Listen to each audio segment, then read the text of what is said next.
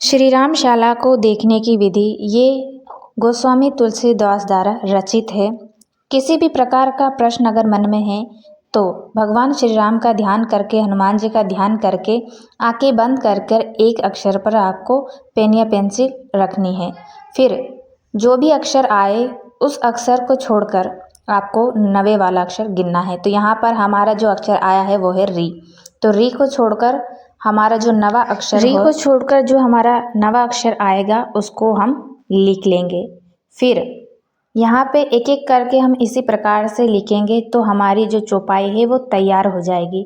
तो यहाँ पे हम अब वो जो अक्षर आया है नवा वाला उसको भी छोड़ के फिर से नवा अक्षर लिखेंगे। तो यहाँ हमारा दूसरा अक्षर आया है जा। तो हम जा जो हमारा दूसरा अक्षर है वो भी हमने लिख लिया है। अब फिर से शुरू करते हैं। 1 2 3 4 5 6 7 8 और 9। हमारा तीसरा अक्षर भी हमने लिख लिया है।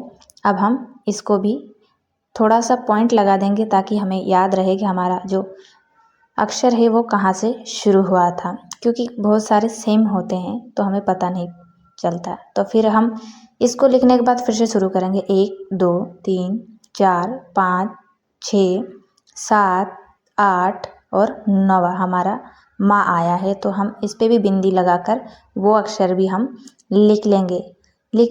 हमें चौपाई के लिए कम से कम 9 अक्षर चाहिए जिससे हमारी चौपाई तैयार हो जाएगी। फिर से हम शुरू करते हैं। 1 2 3 4 5 6 7 8 और 9।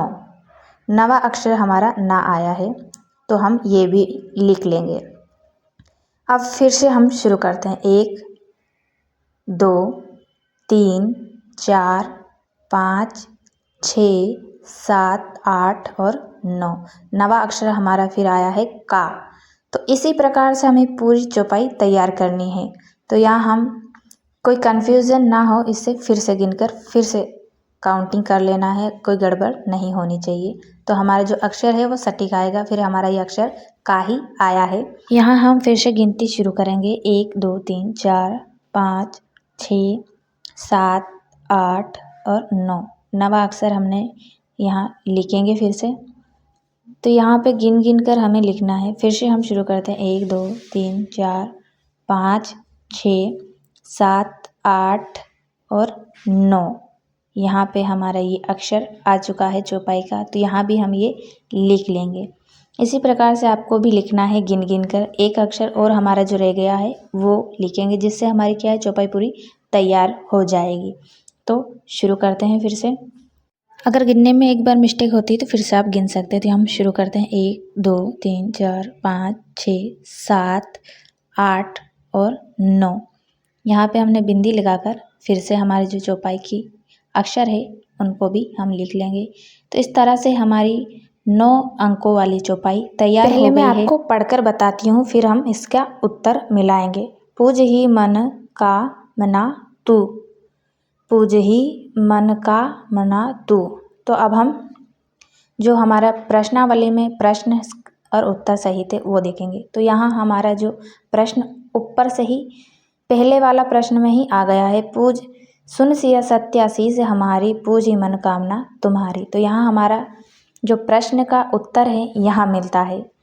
तो एक एक करके सब इसी प्रकार से दे रखे, प्रश्न के साथ उत्तर भी दे रखे हैं, क्या क्या कामना सहित भगवान को यहाँ बताया गया है। तो हमारा प्रश्न का उत्तर क्या दिया गया है? कार्य सिद्ध होगा, मतलब जिस कार्य के लिए भी आप जो भी कर रहे हैं वो कार्य सफल होगा। अगर आपके मन में भी कोई प्रश्न है तो इसी प्रकार से रामशाला में आप ढूंढे प्रश्न का उत्तर, उसका सही जवाब होगा। राम जी और हनुमान जी का ध्यान करके आप शुरू करें, जो भी सवाल जवाब होंगे वो यहाँ मिल जाएंगे।